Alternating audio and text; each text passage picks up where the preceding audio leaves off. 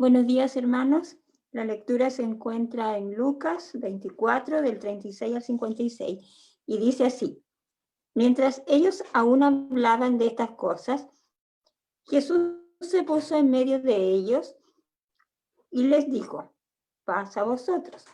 Entonces, espantados y atemorizados, pensaban que veían espíritus. Pero él les dijo: ¿por qué estáis turbados y vienen a vuestros corazones estos pensamientos? Mirad mis manos y mis pies, que yo mismo soy. Palpad y ved, porque un espíritu no tiene carne ni hueso, como veis que yo tengo. Y diciendo esto, le mostró las manos y los pies. Y como todavía ellos de gozo no lo creían y estaban maravillados, les dijo: ¿tenéis aquí algo de comer? Entonces le dieron parte de un pez asado y un panal de miel. Y él lo tomó y comió delante de ellos. Y les dijo: estas son las palabras que os hablé, estando aún con vosotros, que era necesario que se cumpliese todo lo que estaba escrito de mí en la ley de Moisés, en los profetas y en los salmos. Entonces les abrió el entendimiento para que comprendiesen las escrituras, y les dijo: así está escrito, y así fue necesario que el Cristo padeciese y resucitase de los muertos al tercer día, y que se predicase en su nombre el arrepentimiento y el perdón de pecados en todas las naciones, comenzando desde Jerusalén. Y vosotros sois testigos de estas cosas. He aquí, yo enviaré la promesa de mi Padre sobre vosotros, pero quedaos vosotros en la ciudad de Jerusalén hasta que seáis investidos del poder desde lo alto. Y los sacó fuera hasta Betania, y alzando sus manos los bendijo. Y aconteció que, bendiciéndolos, se separó de ellos y fue llevado arriba al cielo. Ellos, después de haberle adorado, volvieron a Jerusalén con gran gozo, y estaban siempre en el templo, alabando y bendiciendo a Dios. Amén. Esto es palabra del Señor.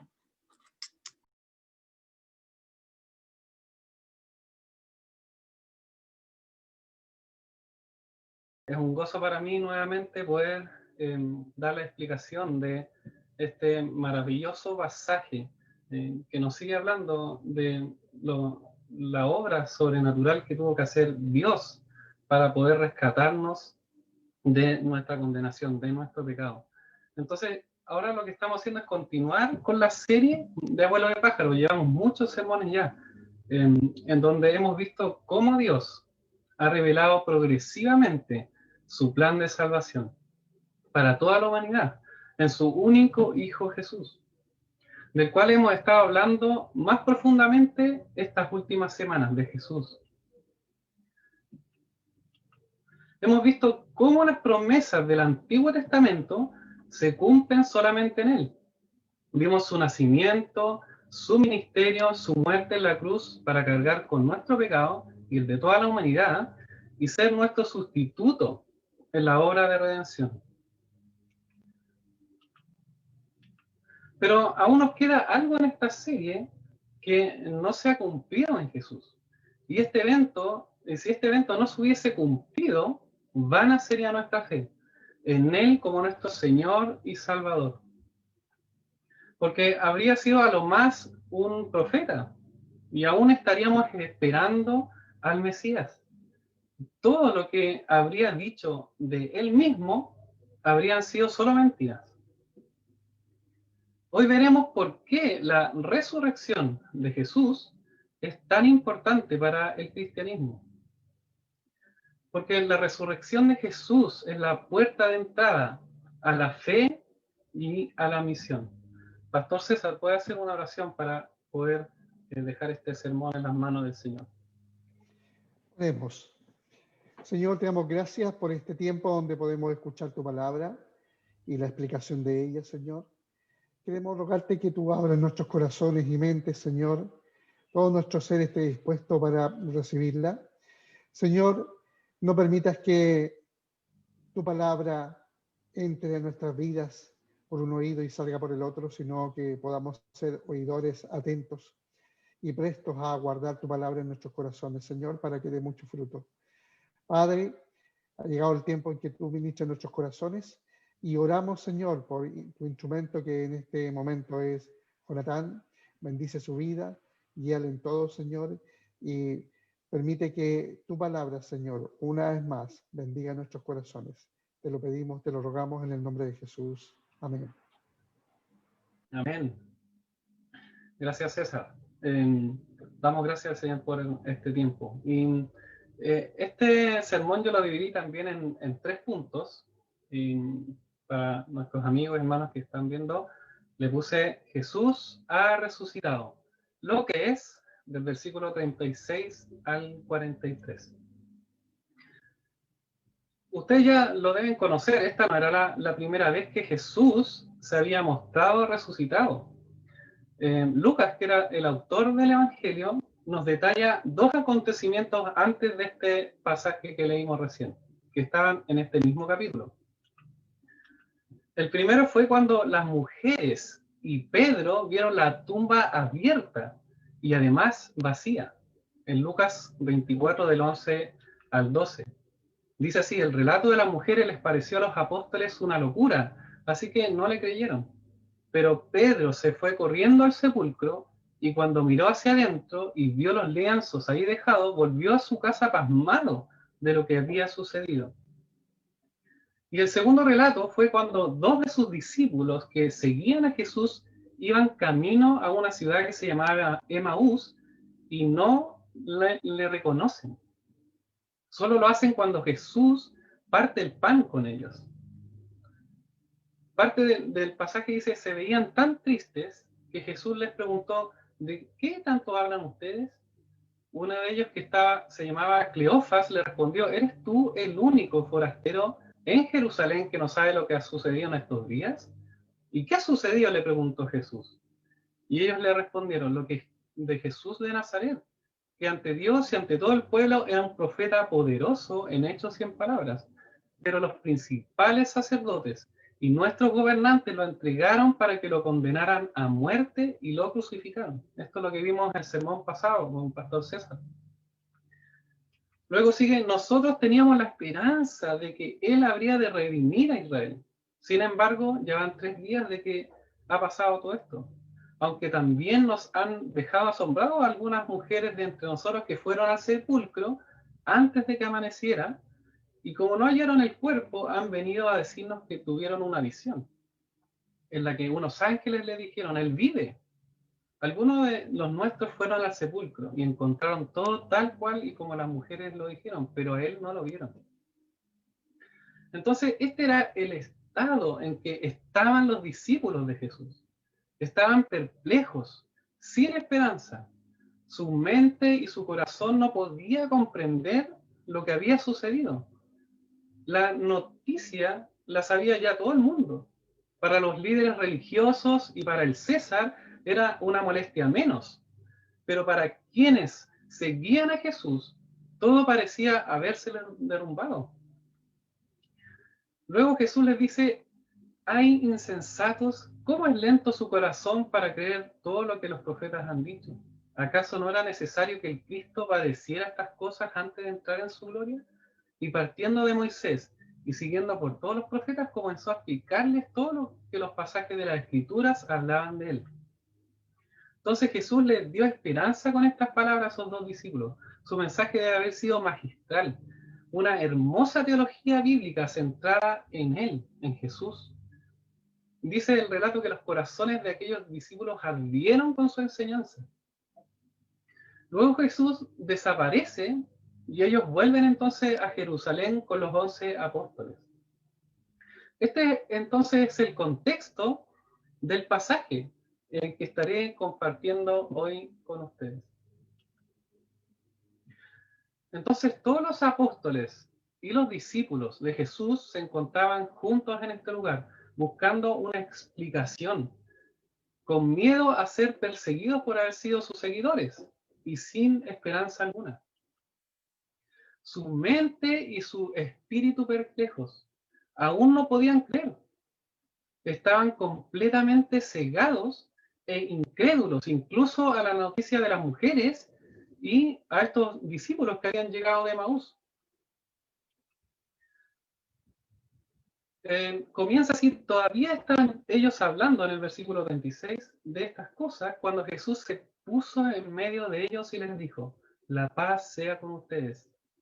Ellos se espantaron y se atemorizaron, pues creían estar viendo un espíritu. Y Jesús les dijo, ¿por qué se asustan? ¿Por qué dan cabida a esos pensamientos en su corazón? Jesús aparece en medio de ellos porque conocía las dudas y el miedo que tenían. Conocía sus corazones atormentados y sin esperanza alguna.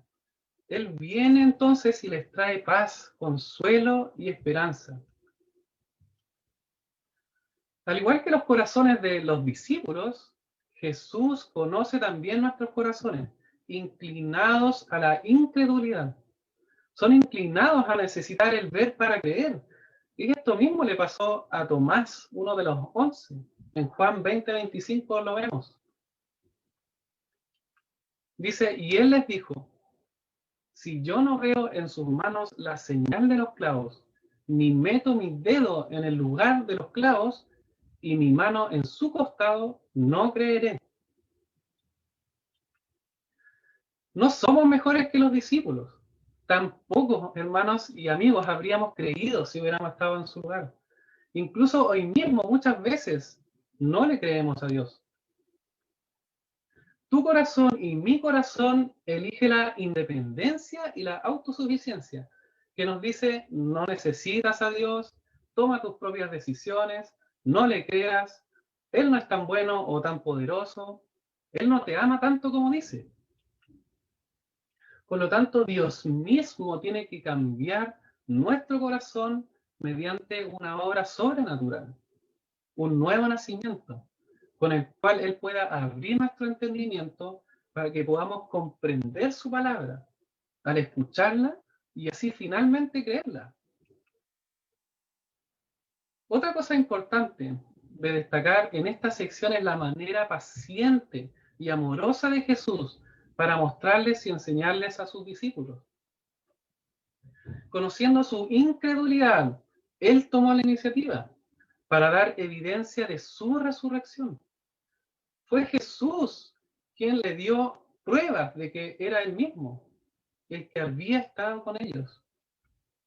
Él les dice, soy yo, miren mis manos, miren mis pies, tóquenme y véanme. Pálpenme con sus propias manos, véanme con sus propios ojos. No soy un espíritu, soy de carne y huesos. Los discípulos no podían creerlo de la emoción. ¿Te imaginas haber estado en esa escena? ¿Había estado emocionado y velado también por lo que estaba sucediendo? Luego, para complementar y para asegurarse de que ellos creyeran, Jesús come ese trozo de pescado. Lo que hace Jesús entonces es mostrarles que había resucitado corporalmente. Era un cuerpo glorificado. Jesús hombre y Jesús Dios. Si hubiera sido solo un hombre y no Dios, no habría resucitado. Lo que estaba enseñándoles al mostrar sus manos y sus pies, o sea, las marcas que tenía de los clavos de la cruz, era ese vínculo que existía entre la crucifixión y la resurrección, para que sus corazones tercos por fin pudieran creer. Lo mismo hace Jesús en el relato con Tomás. Le dice a Tomás, pon aquí tu dedo y mira mis manos, y acerca tu mano y métela en mi costado, y no seas incrédulo, sino creyente.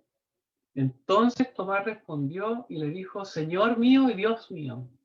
Jesús le dijo, Tomás, has creído porque me has visto. Bienaventurados los que no vieron y creyeron. Esto me lleva entonces a mi segundo punto. Versículos 44 al 49. Testigos de la redención. Lo que Jesús quería era que los 11 apóstoles y los discípulos que le habían seguido de cerca todo ese tiempo creyeran en la obra de redención y salvación por medio de él. Pero sabía que por sí mismos eran incapaces de comprender las enseñanzas de las Escrituras sobre la crucifixión y también la resurrección de Jesús. Entonces, ahora que había calmado sus corazones al aparecer ante ellos, abre sus entendimientos para que ellos puedan comprender lo que le está interpretando a la luz de todos los acontecimientos que son prueba de la consumación de su misión. El versículo 44 dice, luego les dijo, lo que ha pasado conmigo es lo mismo que les anuncié cuando aún estaba con ustedes, que era necesario que se cumpliera todo lo que está escrito acerca de mí en la ley de Moisés, en los profetas y en los salmos. Entonces les abrió el entendimiento para que pudieran comprender las Escrituras. Y les dijo, así está escrito, y así era necesario que el Cristo padeciera y resucitara de los muertos al tercer día. Jesús mismo le había anunciado antes de su muerte y su resurrección. Lo podemos ver en algunos versículos de Lucas. Por ejemplo, Lucas 9, 22 y 44 al 45. También les dijo, es necesario que el Hijo del Hombre padezca muchas cosas, que sea desechado por los ancianos, por los principales sacerdotes y por los escribas, y que muera y resucite al tercer día. Pongan mucha atención a estas palabras. El Hijo del Hombre será entregado a los poderes de este mundo, pero ellos no las entendieron, pues les estaban veladas para que no las entendieran, y tenían miedo de preguntarle qué querían decir. Lucas 18, 31 al 34. Jesús llamó aparte a los 12 y les dijo, ¿cómo pueden ver? Ahora vamos camino a Jerusalén. Allí se cumplirá todo lo que los profetas escribieron acerca del Hijo del Hombre. Este será entregado a los no judíos, los cuales se burlarán de él, lo insultarán, le escupirán. Y después de azotarlo, lo matarán, pero al tercer día resucitará. Ellos no entendieron nada de esto, pues el mensaje no les resultaba claro ni podían comprenderlo. Jesús mismo le había enseñado a sus discípulos lo que iba a suceder con él. Y ellos también conocían el Antiguo Testamento. Vimos hace un tiempo el mensaje de Isaías 53, donde detallaba completamente lo que iba a hacer Jesús, que iba a resucitar, morir y resucitar para salvar a muchos. Por lo tanto, lo que hacía falta era una intervención por parte de Dios para poder sacar ese velo que tenían en sus ojos, para que ellos pudieran entender y comprender qué significaban los acontecimientos que habían sucedido recientemente. Jesús ya había terminado su ministerio y ya era hora de que quienes le seguían continuaran proclamando sus enseñanzas del Cristo muerto y resucitado para salvación y perdón de pecados, mediante el arrepentimiento y la fe puesta en el único capaz de dar salvación y vida eterna. Debía cumplirse entonces la escritura de que este mensaje sería de salvación para todas las naciones. Esto lo habíamos visto también en la serie, en el sermón de Génesis 12, del 1 al 3, la promesa que Dios le hace a Abraham. Y esta salvación iba a comenzar en Jerusalén a todas las naciones. Eso lo dice el versículo 47. Y que en su nombre se predicara el arrepentimiento y el perdón de pecados en todas las naciones, comenzando por Jerusalén. Dios usaría entonces a los discípulos para expandir esta gran noticia del Evangelio. La misma Biblia dice que incluso los ángeles quisieran hacerlo, pero Dios tenía preparado esto antes de la fundación del mundo. Somos inmerecedores de tan grande privilegio y tan grande responsabilidad. Somos indignos, pero aún así Dios nos usa para que su nombre sea conocido y exaltado por sobre todas las cosas. Y para que con nuestra predicación, que al final son las palabras de Dios que salen de nuestra boca, muchos más le conozcan y sean salvos por su gracia. Versículo 48, de esto ustedes son testigos. Yo voy a enviar sobre ustedes la promesa de mi Padre, pero ustedes quédense en la ciudad de Jerusalén hasta que desde lo alto sean investidos de poder. Jesús no solo los envía como testigos, sino que también promete que con la ayuda del poder del Espíritu Santo llevarán a cabo la misión. Gracias a los apóstoles y a la iglesia primitiva y a cada creyente que incluso dio su vida y murió por haber comunicado este mensaje, es que hoy nosotros podemos conocerlo. Hemos creído porque los testigos de los testigos continuaron proclamando el mensaje del Evangelio, el mensaje de la redención en Cristo nuestro Señor y Salvador. Pero el actor principal todos estos años en preservar este mensaje del Evangelio no han sido los testigos, sino que ha sido Dios mismo por medio de su Espíritu Santo. Porque Dios usó a los discípulos, pero primero los capacitó por medio del poder del Espíritu Santo. Este me lleva a mi tercer punto. Versículos 50 a 53. La respuesta de aquellos que creen.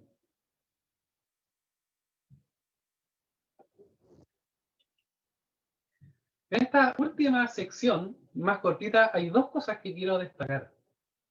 Lo primero es recordar el estado en que se encontraban los apóstoles y discípulos antes de que Jesús tuviera ese encuentro con ellos, de Jesús resucitado.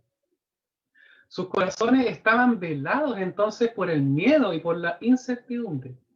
Incluso Pedro, que era un líder innato, estaba pasmado, hundido en su desesperanza. Había negado ya 3 veces a Jesús y además ahora Jesús había sido crucificado, muerto y sepultado. En este encuentro Jesús acaba con su temor y la duda. El desaliento y el duelo por cosas pasadas ya no existen en él. Todo lo contrario, incluso todos los discípulos ahora están llenos de un gozo indescriptible.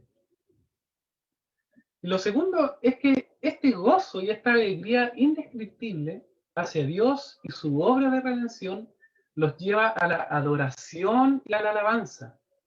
Es algo distintivo en aquel que ha creído y puesto su confianza en Jesús.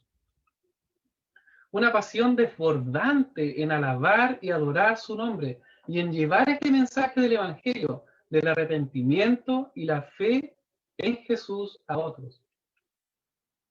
Y además contaban con la seguridad de que continuarían en compañía del Señor resucitado, en la persona del Espíritu Santo. Esto echó a un lado cualquier desaliento que pudo haberlos asaltado en el momento de la partida de Jesús, cuando Él asciende al Padre. Es por esto que este mensaje termina mostrándonos este hermoso escenario de aquellos que habían sido testigos de todo esto. El versículo 52 dice, ellos lo adoraron y después volvieron felices a Jerusalén y siempre estaban en el templo alabando y bendiciendo a Dios. Así termina el Evangelio de Lucas. Para ir entonces concluyendo, amigos y hermanos que están viendo esta transmisión y este mensaje también por Zoom. La historia del cristianismo, de la iglesia primitiva y de la iglesia de hoy descansan en la resurrección de Jesús. Nada tendría sentido si no se hubiese cumplido. Hoy Jesús está vivo y reinando a la diestra del Padre. En el segundo libro que escribió Lucas, el libro de Hechos de los Apóstoles, que más bien es el Hecho del Espíritu Santo, podemos ver cómo los apóstoles continuaron el mensaje del Evangelio por medio del Espíritu Santo, hablando de Jesús crucificado y resucitado y de la salvación que solo era posible por la fe en Él. Hechos 4:33 dice, y los apóstoles daban un testimonio poderoso de la resurrección del Señor Jesús. y la gracia de Dios sobreabundaba en todos ellos. Hechos 5:32, de esto somos testigos nosotros, y también el Espíritu Santo, que Dios ha dado a quienes le obedecen. Hechos 3:15, fue así como mataron al autor de la vida, a quien Dios resucitó de los muertos. De eso nosotros somos testigos. Hechos 2:32, uno de los sermones de Pedro, pues a este Jesús Dios lo resucitó, y de esto todos nosotros somos testigos. Hoy en día, amigos, hermanos que están escuchando, nosotros somos testigos de los testigos. La tarea de los apóstoles de llevar el mensaje del Evangelio también es nuestra misión.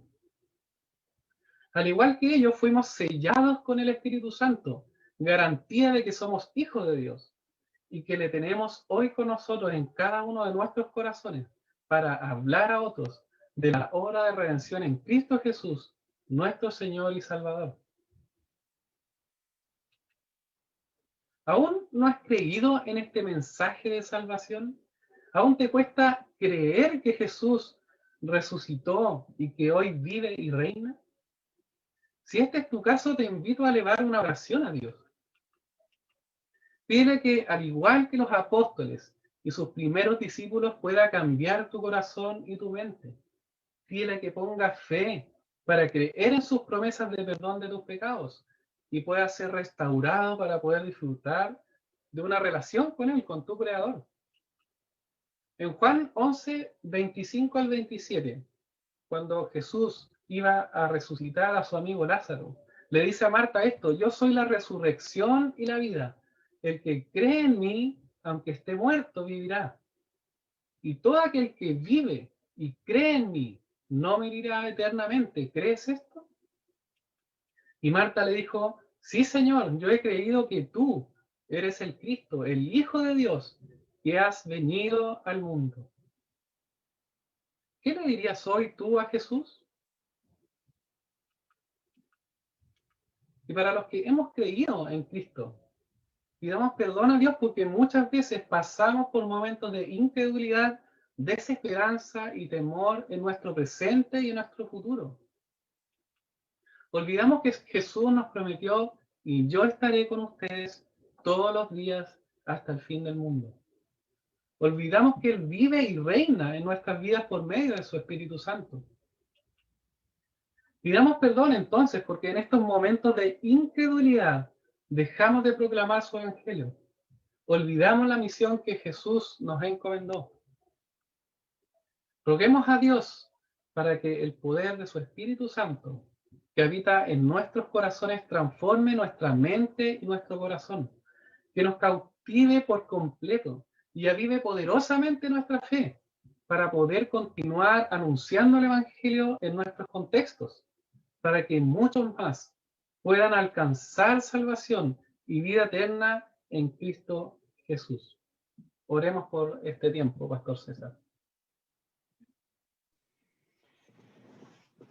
Padre Celestial, te damos gracias porque creo que tú, Señor, has respondido las oraciones que hicimos al comienzo, donde te rogamos que hablaras a nuestros corazones. Tú conoces toda la audiencia que está presente escuchando tu palabra. Y Señor, te doy gracias porque hemos sido confrontados con la verdad de las Escrituras, Señor, identificándonos con los discípulos, Señor, en su incredulidad, en sus inseguridades y temores. Y queremos en esta hora pedirte perdón por eso, pedirte que tengas compasión de nosotros, pedirte compasión por aquellos que todavía dudan y no han dado el paso de creer, Señor. La buena noticia es que, Señor, tú tienes el poder para abrir los corazones, abrir el entendimiento para que las personas puedan comprender, para que nosotros podamos entender y al mismo tiempo creer. Oramos para que abran nuestros corazones, abran nuestro entendimiento, para que estas verdades que son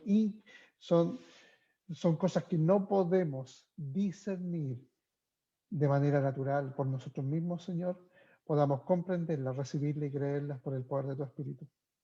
Señor, a los que hemos creído, Danos la gracia que le diste a los apóstoles para que con gozo y alegría, sin temor ni miedo, y fácilmente podamos abrir nuestra boca para proclamar las benditas buenas nuevas del Evangelio, que han sido preparadas desde mucho antes de la fundación del mundo, para revelar la gloria de Jesús. Y nosotros tenemos el privilegio de hacerlo. Abre nuestras mentes y nuestros corazones. Danos en la gracia del poder de tu Espíritu para poder proclamar con denuedo, con alegría, con gozo y con mucha gracia el mensaje acerca de la salvación por medio de la vida, muerte y resurrección de nuestro Señor Jesucristo. Padre, trae salvación a todos los que están escuchando y que no te conocen. Permíteles creer, que tu palabra se anide en sus corazones. Y gracias por tu palabra en esta hermosa mañana. En el nombre de Jesús. Amén.